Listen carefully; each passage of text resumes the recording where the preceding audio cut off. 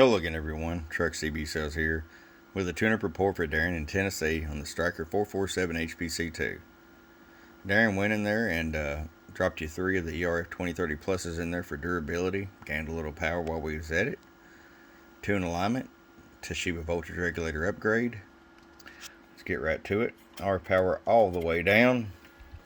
50 watt slug. 1 watt. As my monitor radio is still on, let me mute the non. Roll it up.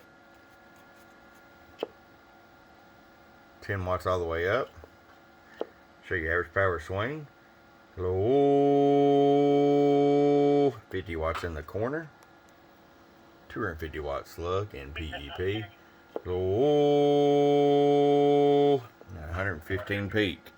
Boy, them ERF2030s just wake them up. Alright, it's ready to come to you, my friend, right down to the volunteer state from your friend Truck at www.truckscbsales.com. Bum bum.